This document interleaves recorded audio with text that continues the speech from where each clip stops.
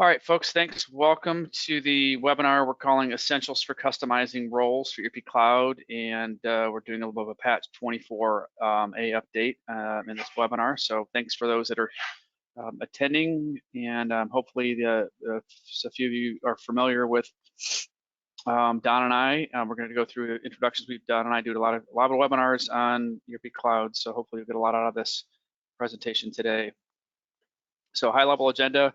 We'll introduce ourselves. Donna's going to do the majority of the talking.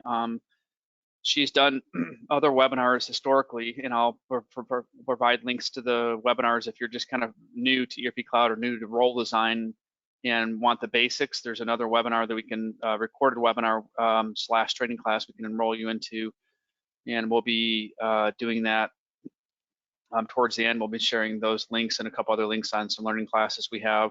But Donna's primarily going to talk about areas of responsibility today, and then do some updates on 24A. So my name is Jeff Hare. I'm the CEO and founder of ERP Risk Advisors. I've been in the Oracle space for 25 plus years, and a lot of the emphasis I've been doing is focusing on security and controls, which includes role design and some other things. So a lot of experience in EBS, and then the last 6-7 years, I guess, ERP Cloud space. And I will let Donna introduce herself. Hey, so I've been in the Oracle space for 25 plus years as well. We're dating ourselves there. I know. Started in EBS and moved over to cloud. Role design and security is my area of expertise. Financials, HR, supply chain, all of it. Worked with the big four, been all over the place actually. Worked in with risk management. In fact, helped them implement their when they very first got started, their financial reporting compliance certification. That was really an interesting process. Anyway, so that's a little bit about me. Great. And for those of you that are attending Ascend coming up, if you're not an OATUG member, we encourage you to do that, and we hope to see some of you guys this summer at the conference in Vegas. Right. We hope to be doing some papers as well, some presentations. Yeah. Yeah. And if you're interested in which ones we're presenting and you want to vote for us, send us an email. We'll tell you which ones, because we're going to have the best presentations there. No doubt about it. We've put in quite a few papers, so hopefully something gets just our luck. All of them will, and we'll be so busy we can't see straight. That would be our luck. Yeah, we hope so. So if you're not familiar with us, ERP Risk Advisors is a risk content company. People traditionally think of us in the risk and control space, or GRC space, or risk advisory space, or risk management roles and controls at a high level. We have several products that help identify, manage, and mitigate risks for ERP Cloud. We also do the same similar services, not 100% of the same services for other ERP systems. So we're really strong in NetSuite and Workday and JD Edwards and some other things. So if you have multiple ERP systems, we're going to talk through some very specific risks in ERP Cloud today, but you can consider us perhaps for those other ERP systems as well. So we have a value proposition, and we have a mission and vision statement. If you're interested in learning more about us as an organization, you can go on our website. We do support a bunch of nonprofits that are really looking at food insecurity and child trafficking type things. So you can find out more about us on our website. All right, so I'm gonna turn over the heart of the presentation to Donna. Cool, thanks, Jeff. So I'm gonna start with definitions, because if we're not talking the same language, you're not gonna understand what I'm talking about as I go forward. And so a lot of times you talk to somebody, and I know I've had this problem a lot of times, especially with Oracle. You'll talk about something and they'll think they understand what you're saying, or they'll talk and say things and you think you understand what they're saying, and you come to find out later that neither one of you understood what the other person was saying at all. And it's Oracleese has its own definitions. Anyway, so just to make sure we're on the same page, I just want to go through a few pieces and parts of Oracle security so you can understand a little bit more. So we'll start with privileges. Privileges, they're also called functional security policies or entitlements. Oracle gives things lots of different names, which is really kind of crazy, because Yeah, they should just call it one thing. Anyway, it's the lowest level in role design. It grants all your functionality, gives you access to forms, to functions, to reports, processes, buttons, action drop-downs. Everything is predominantly associated to a privilege in one way, shape, or form. In financials and supply chain, all your processes are driven by privileges. Go up one step up and you've got an aggregate privilege, which is basically a privilege containing privileges. So it's a super privilege. You can't customize it. You have to use it as it is. You place it in the hierarchy of the role, so comparable to a duty role, which we're going to get to next. In the financials area, they're usually used for period close. That's the most common use for an aggregate privilege. In fact, that's pretty much the only use for an aggregate privilege in financials is period close. In HCM, though, it's used all over the place for almost everything. They use it everywhere. So you'd get to know what an aggregate privilege is really, really well if you're doing any kind of work and security for HR. Go on. So then you have up, one more step up is a duty role. And a duty role is nothing but a grouping of privileges, just usually associated to a specific process. So in AP, you'd have a duty role associated to invoices, a duty role associated to payments. Chances are you wouldn't have a duty role that just had a mishmash of all kinds of different things. You could, but typically you'd keep things segregated by duty role by an area of operation of sorts. Duty roles can contain privileges, other duty roles, aggregate privileges. You can put anything into a duty role. Basically, it's just a grouping of whatever you want to put together. There's no limit to them, however you want to use them. The biggest issue is you cannot directly provision a duty role to a user. They're just to be used within job roles, which is the next level up. This is the top level. This is what you provision to the user. And there are categories that you give to your roles. A duty role has a duty role category. A job role has a job role category. And that's how the system knows what can be provisioned and what cannot be provisioned, because you cannot provision any kind of a duty category to a user. So a job role contains duty roles, it can contain aggregate privileges, it can contain privileges, it can contain other job roles. You can lump anything you want under a job role, however you want to do it. It's just your top level containing everything underneath it for a process. It can be small, one or two pieces. It can be large. It can be absolutely humongous. Then they throw this other thing in here called an abstract job role, because Oracle really likes to totally throw things around to confuse you. And an abstract job role is really nothing more than a job role, your basic job role, only they use it in a more generic way, like an employee or line manager, or something that is not specific to a I want to say the job you do in the system. It's not a payment clerk. It's not a accountant. It's not associated to the work you do. It's anybody in the system could be using it. So it's like the employee. It could be a expense type job role because anybody can do it. Doesn't matter what you do in the company, anyone can do it. So that's why it's more of a generic type situation. And again, it can also contain duty roles or aggregate privileges, job roles, same situation as a job role itself, just a different category of job role, really. Okay, one more level. Okay, then inside of these job roles and these duty roles, you have what we call a data security policy. It specifies a more detailed level of access. It's what the role can access for what data inside the role. It's not associated to a user because the user hasn't been defined yet that gets this role. This is just the role itself. You would define it as subledger data to a specific subledger. So I can say this role only sees payable subledger. So an AP role, I can lock down to just a payable subledger. A GL role, I could lock down to just GL. Receivables, I could lock down to just receivables. It gives you the ability to specify that role to something specific.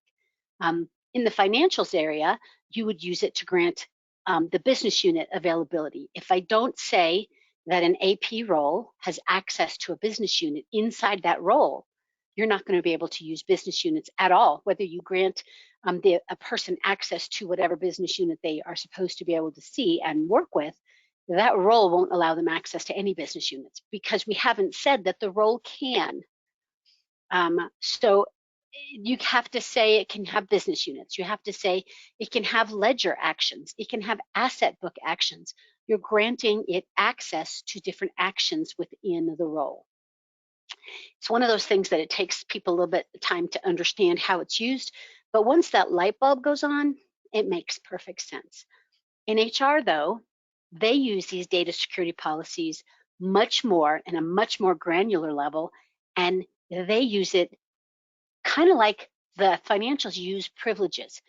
I can say somebody has access to person management and they can view people, but in the data security policies, I have to check the boxes that say they can view an email, they can view a person's employment information, they can view a person's address, they can view, and I have to check every single box that says what can they view.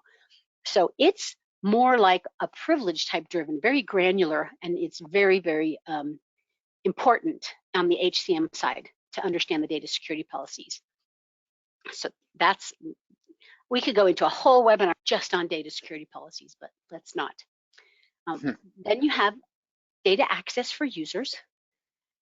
That is where you say this user and this job role has access to this data. And that's where you give them user A has cost accountant and you give them a cost org data.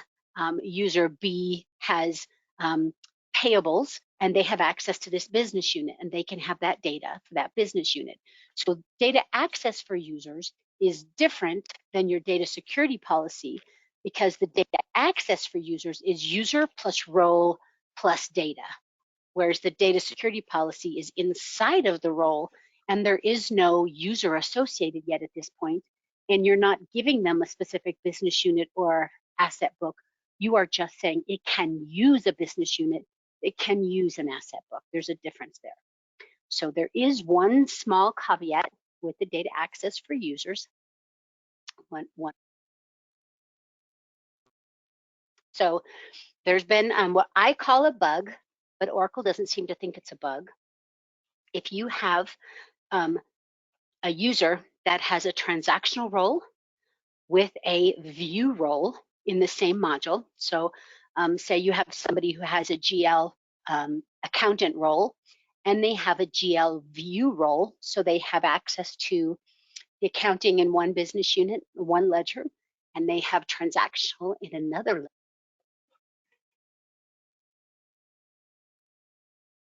What happens there is the transactional trumps the view. So they will then have actually transactional view in both ledgers or transactional access to both ledgers where you only want them to view one of them. So we've gone to Oracle and asked them about this and they say this is standard functionality and this is how it's supposed to work. I don't agree with that. I think that's a bug. I think if you're giving somebody specific data access, user role access, that should be what they have. If it's a view role, they should have view access. But the transactional role, it should be transactional access and it should stay that way. They don't agree. Anyway, I just wanted to give you that information in case you ran across that at some form, you would need to know that. Okay, if you have questions, go ahead and ask questions. Let's go on. Then you have a data role. A data role is, instead of data access for users on the financial side, HR uses data roles. Excuse me. You associate the HR job role or the abstract job role to a data role. Hold one moment. I haven't coughed all day until now. So it specifies the data for the job role at different levels based on your job role. So you have a person security profile, organization security, country specific security, payroll and such. So you can have one job role that says, I'm going to view HR data, and you can have multiple data roles depending on how you want that security to be created. So role A can see everybody, but role B can only see people in a certain country. So you're using the same job role, HR view only, that's your job role, and it can see only, you have one data role that says HR view only job USA. It can only see US people. Another data role would be the HR view only EMEA only. It can only see EMEA, only see Canada. You're using the same job role. You only need one job role because what they're seeing, the forms and the functionality that they're viewing and being able to transact and see is associated to the job role. The data they can see is associated to the data role and the different security organizations and security profiles that the data role gives them access to. So go on to the next. And so this is where some of, when we start to get into areas of responsibility, that'll come in a second. So in this case, you have a country security profile. And the country security profile would say the view USA. Person security profile could say view all people with an AOR by business unit. An AOR would say an area of responsibility. So this is people can see US, but I want the area that of responsibility that these people can see to be by business unit. So I want the people to only see certain business units. So maybe USA has 5 business units. Well, maybe I want them to see all the people in USA, but I want them to see only the people in 1 business unit or 2 business units. I don't want them to see everybody. So I have to use multiple security profiles on that data role in order to be able to segregate what they're doing. So go on to the next. So I create a data role. This is kind of what the data role looks like. You have organization, security profile. It's kind of, unless your screen is big, you can't see this really well, but you have an organization, and we're saying they can view all organizations, they can view all the positions, but in the country, we specifically put view USA country. So we're saying you can only view USA for this role. Legislative data group, they can view all, we're not segregating it there. But in our person security profile, we're telling them they need to view all the people in a specific business unit. So this is where we're using our AOR that we have created. Now the person security profile has to be created prior to putting in your data role. So that has to be created ahead of time. And then in your public person, you have a person and a public person.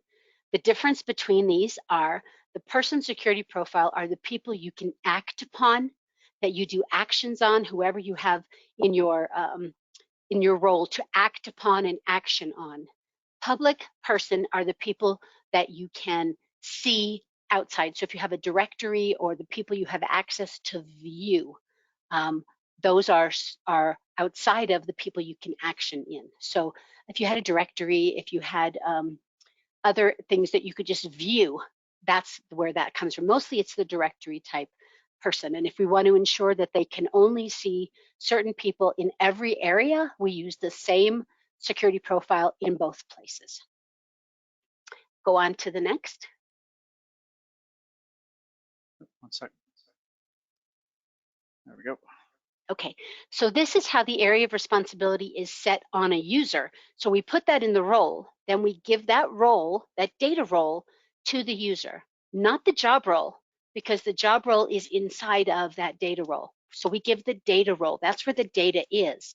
So on the user, we'll see on the left picture, for the user, we go to the area of responsibility in that user's record, and we say we're adding in a area of responsibility. When I open that up, we're securing it by business unit, and you can see under business unit, I have selected all USA business unit. So that's the business unit I'm saying that they can see. So in the USA country, they have access to all USA business unit. Now, if I had a second business unit in the USA country, and I wanted them to see that one as well, I could add a second area of responsibility that gave them access to a second one. And you can see the different areas that can be added as responsibilities: legal employer, country, department, location. You have lots of opportunities and areas in recruiting, in lots of areas. Payroll, you can lump things by an area of responsibility. Business unit seems to be a lot, and it's very easy to use, so it's used a lot. Department is used a lot. Location, if you have a group of people that are working in certain locations, you want to ensure maybe a district manager person can see only people in a certain location. It works really well. AORs do.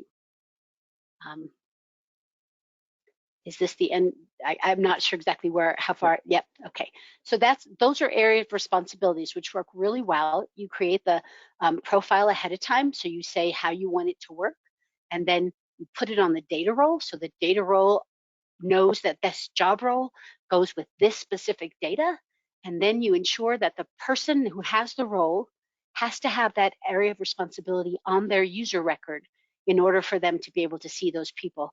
We see a lot of times that the job's created, the data role's created, but then they can't see the people, and they forget to add the AOR onto their user record. That seems to be the biggest piece that gets to be forgotten.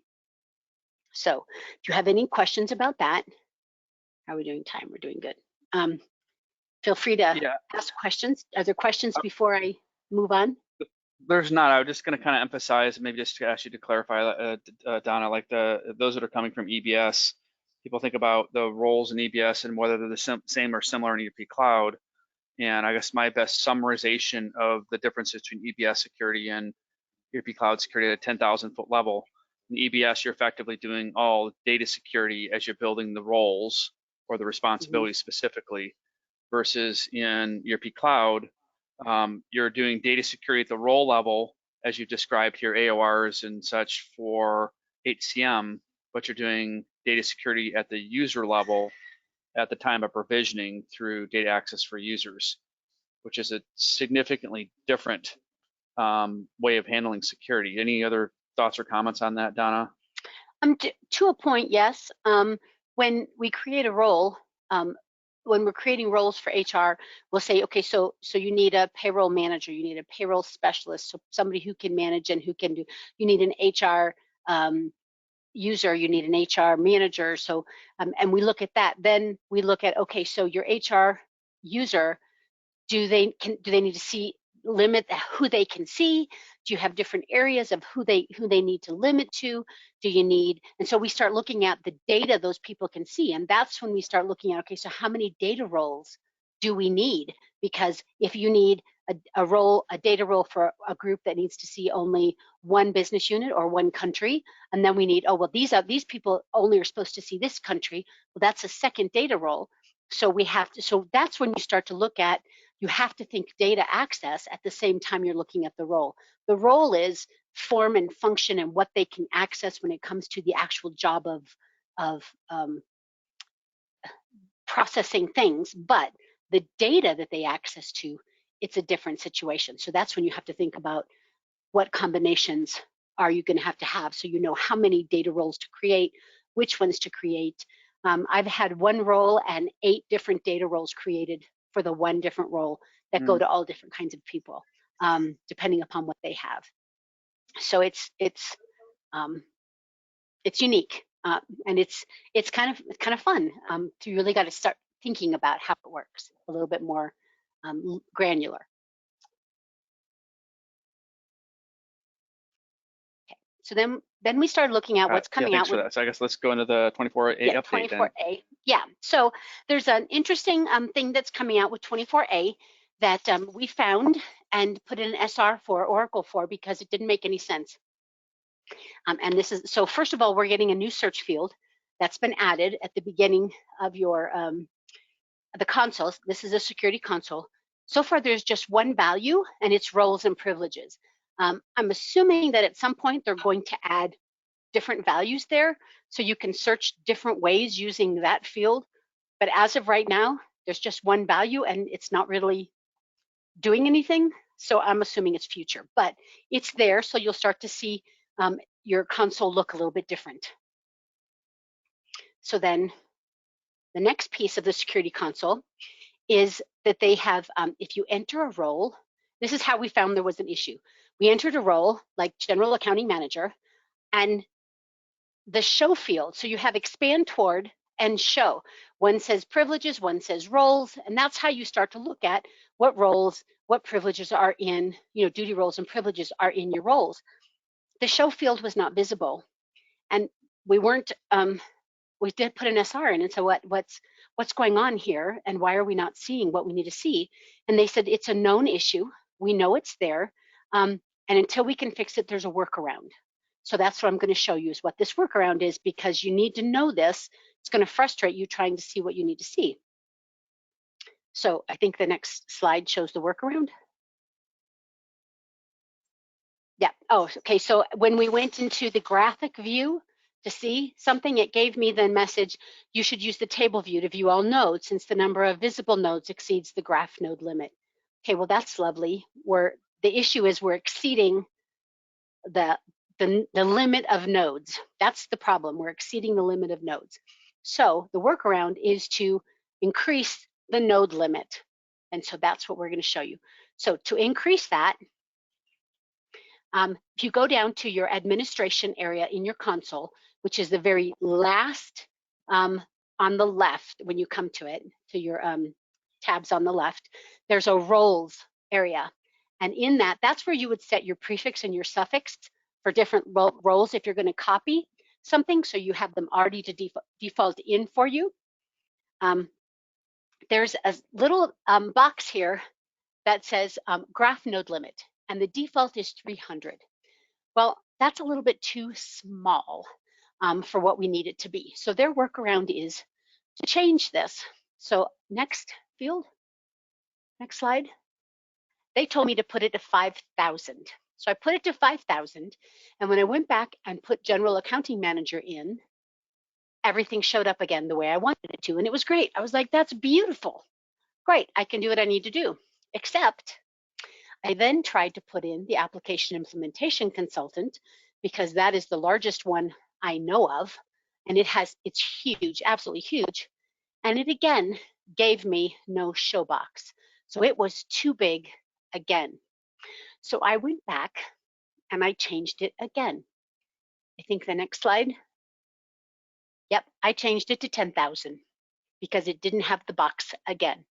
So I changed it to 10,000. I thought, well, they told me 5,000 was good enough, but 5,000 didn't do it. I needed to change it to 10,000. So I changed it to 10,000. And I think it's the last slide. Oh, nope, go back one. The 10,000 worked, and I was able to get everything from implementation consultant, the AIC role, perfectly. So my recommendation is to just change that graph node limit to 10,000, and you shouldn't have any problems getting any role to pop in the way you're expecting it to pop in.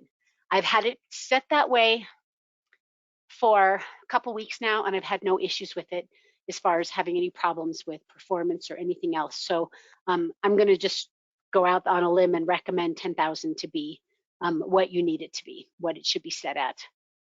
So that's the thing you need to change on your console to be able to see what you need to see.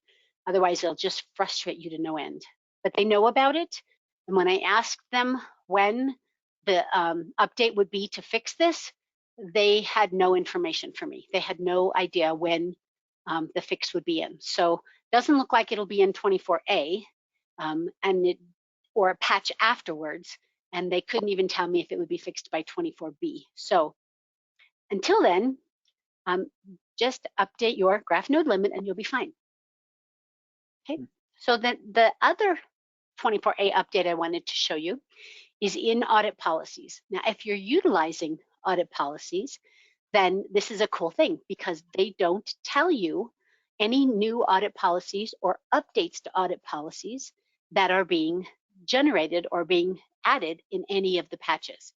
So if you're not familiar with audit policies, they are areas and a place where you can turn on configurations and areas to be able to keep track of inserts, edits, and deletes so that you can run reports to get the audits out get the information for things that have been changed and updated. It's a great tool to use to keep track of, for example, for roles. Who's made changes to roles, who's provisioned users, who's deprovisioned users, what changes have been made. There's one for workflow, so you can keep track of some of the workflow changes that have been done. There's all the modules, general ledger, fixed assets, supplier modules, supplier bank accounts, receivables, customers, all kinds of areas, HR, ton of areas, lots of places you can keep track of things and configurations that need to be tracked so you can watch what's going on in your system. Well, they've added a whole new business object called sourcing. And this is going to give you the ability to track negotiations, suppliers, responses, requirements, all kinds of information associated to your supplier negotiations, which is a new thing that's been in. So that's kind of cool. So if you didn't know, if you're using negotiations and you're using audit policies and you didn't know this was added in and you want to be able to track that, well, now you know it's there and you can go in and turn it on. So that's my 24 update, 24A update. Oh, wait, nope, there's more. Huh. I don't have the slides open to me. They've added in attachments. So you can now keep track of attachments that are added, attachments that are removed in the following areas. For GL, journal headers, journal batch. In the service area for help desk requests, for internal service requests, and in subledger accounting for all of the subledger journal attachments. So now you can audit, if that's some place or an area you want to keep track of attachments that people add or people remove, you now can audit attachments. So that's kind of, I think that's kind of cool. But they don't tell you these things, so that's why we're telling you these things. I think. So why don't you explain a little bit, Donna, about how we do the kind of the understanding the changes in audit policies so people understand like how difficult it is to understand what these updates are. What do you mean how difficult it is to understand? Just how we have to go through the process of identifying the changes from like 2023D to. Yeah. So there's no documentation in the READMEs or anywhere that explains or goes through the updates or what the audit policies look like. So there are, I really should know, I'm thinking there's 64, 65 different business objects of different categories, I should say, of audit policies. Within those, if you go back one to where the sources are, the sourcing one is, they have each of them, but you pick out these products. If we were in the system and you were to drop down product, there's like 64, 65 different products to select from, ranging from financials to HR to supply chain throughout all of it. And each one of them, when you open them up, have multiple areas like this where they have headers and then lower level parent and children type areas. And each one of those, when you select, have attributes within them that you can select, like field level. For example, a supplier for a supplier model has access to the header level, the line level, the addresses, the contacts, the payment method, the bank accounts, almost every area of a supplier record that you'd want to keep track of, and every single field just about that you'd want to audit. Well, what happens is, what we do is we have it documented, every single product and every single one of these audit objects, we have them documented. So every update, we go in and we manually open up every single product and go through and validate every single object to determine, is it there? Has it been removed? Is it still there, or has something been added? So we can keep track of every addition or removal to the audit policies, every single product, every single object. So it's a little bit of a process, and it takes a little bit, but we keep track of that. So, and it's totally manual because there's nothing documented, and there's no report you can run in your system that tells you, here's a listing of all the audit policies. You can get a list of everything you have enabled, so you know what you currently have turned on, but there's nothing that says, here's a list of everything that's in the system. So we have to manually do it every patch. So we're keeping track of that so we know what's new and what's not. All right, awesome. Thanks for describing that. It is a manual process. I think for those who are familiar with auditing in e-business suite, the auditing you can enable in the sysadmin area, it creates shadow tables. So every audit you put on a table, it creates a shadow table, and that's basically the same process that's happening in ERP Cloud, similar technology. So thanks, Donna, for that. Good updates, a lot of information, and we're just going to see if there's any questions that anybody had that presented anything. So if you got any questions, feel free to chat those to us. And if not, it looks like there's no questions. And for those that are on the webinar, if you're interested in other classes, we have a couple things that are available to you. So there's the webinar, a couple of webinars we've done over time that might be of interest that we have pre-recorded and on our learning platform, which is a product called Teachable. So you can see custom roles, data security policy, privileges. It's a little higher level, more simple view, if you will, of roles and their components. A lot of what Donna shared early on in the presentation here, she shares more detail there. And then we've done a webinar in 23B, which may be interesting if you haven't really understood the differences in the general ledger privileges, differences in ADFDI and FBDI privileges. And I would suggest going back and looking at the 23B webinar. That's another free learning class you can go on. And unfortunately, fortunately, Oracle made some changes to the way the privileges are in 23B. Unfortunately, they haven't rolled those into seated roles. So if you're unaware of the changes you should be making to your custom roles for that update to privileges, you'd want to go back and look at the 23B webinar in detail. And then we have a 23A webinar we did as well that we pre-recorded and put on as a class. All these are available with continuing education credits and can be viewed on demand. So they're all part of our on-demand library. Donna also has a class. We have a subscription that gives updates to audit policies. As Donna described the changes in audit policies and talked about a couple of ones that we have. That's an annual subscription we have. It's a light subscription, relatively low cost subscription if you want to get updates to audit policies on a regular basis. This class comes with that subscription. It's kind of a deep dive on enabling audit policies, understanding the logs, and then Donna also talks about key reports that are not just part of audit policies, but other things you'd want to understand from a IT general controls perspective. And we have a couple classes from Joshua, who's another part of Donna's team, that would be helpful for those that are doing security administration, ERP Cloud, and OTBI administration. So if you have some turnover in the areas in your organization and you need new resources, or just in general, if you want people to make sure they're getting all the understanding and benefits of those areas, the security admin is kind of like security console and then some. And then OTBI administration is obviously custom reports and some seated aspect of seated reports as well. And then we have a couple classes that I put together really more for auditors or for IT administrators, IT compliance people, to understand the kind of foundational concepts that you'd want to know. I think it's like a 7 or 8 hour class.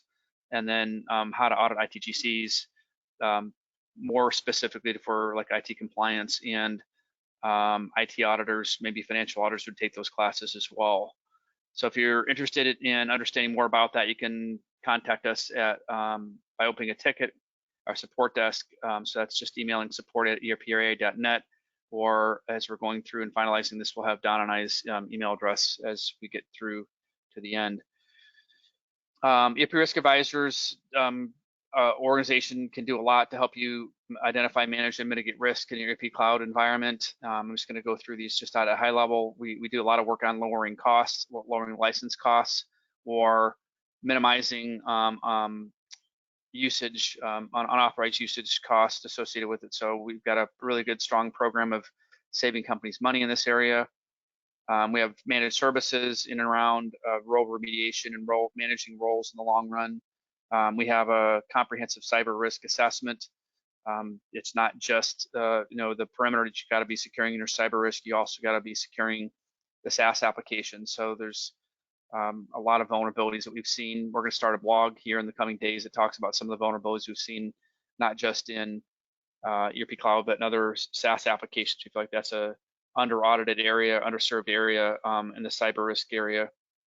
Certainly, we can help you pass your audit flying colors. It's what we do well. It's our forte. Understanding how to scope audits, SOD and sensitive access risks, and what is really relevant from an external audit perspective.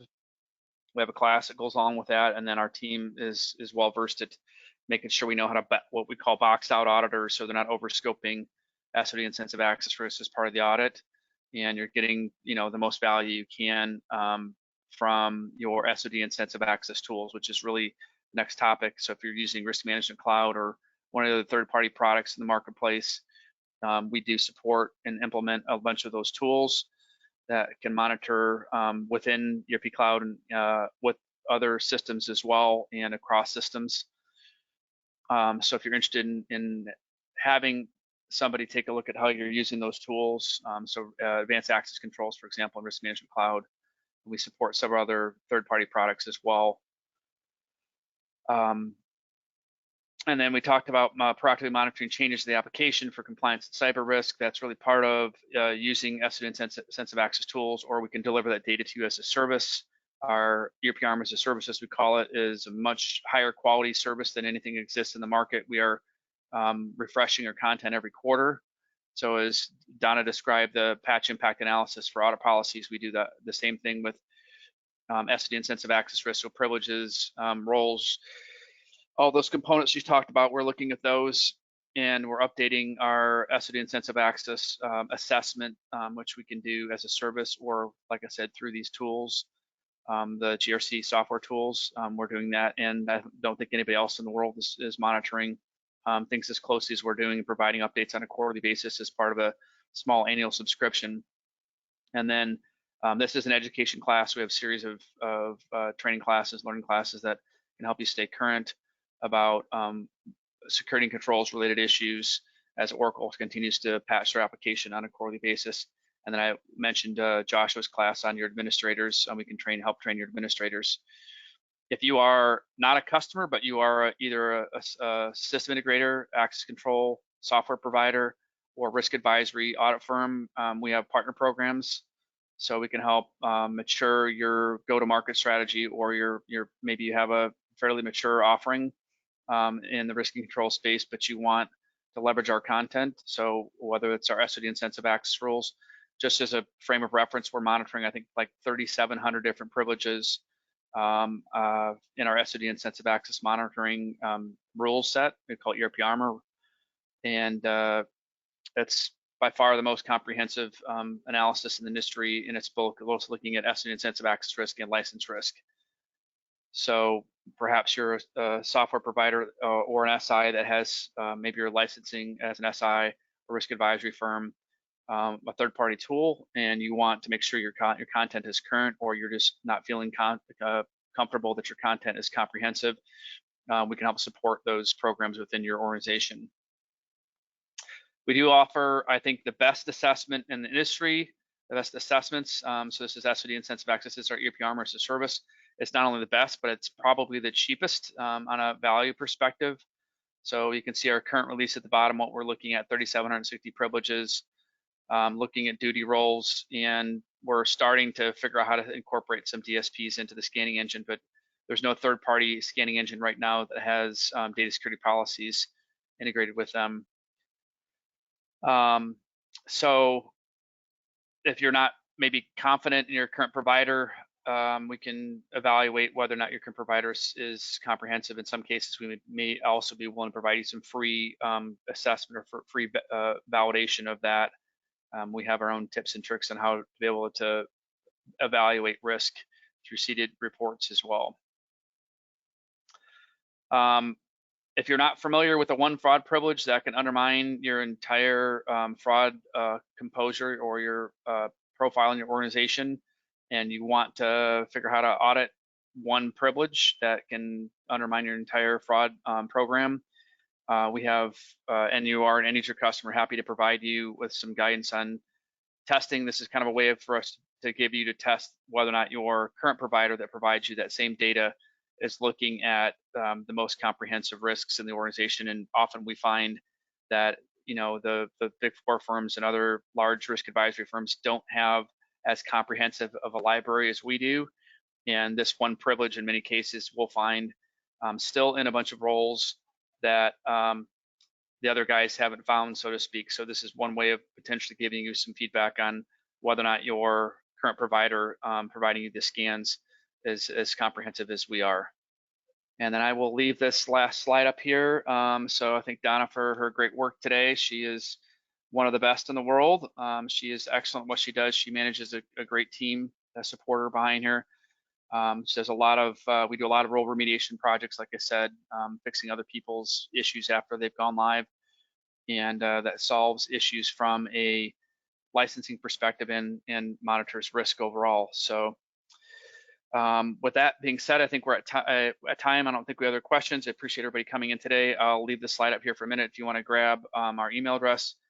And if you don't want to remember this, if you remember Donna's email address or rather just use our support desk, you can also log a ticket with us at support@erpra.net. If you're not a subscriber to our newsletter on LinkedIn, that is the primary source of us communicating with folks. We also do emails sparingly. We try not to spam people, so we only put out what's really critical from an email perspective. So you can go on our website and give us your information if that's of interest to you, or you can just log into LinkedIn and subscribe to our newsletter. Appreciate everything, and you guys have a great day. Thanks, everybody. Thanks, Donna. We want to remind you that the materials in this class are the intellectual property of ERP Risk Advisors and the class's instructors. The materials, including the recordings, the slides, and any supplemental materials, are for your use only and should not be shared with anyone else. Thank you,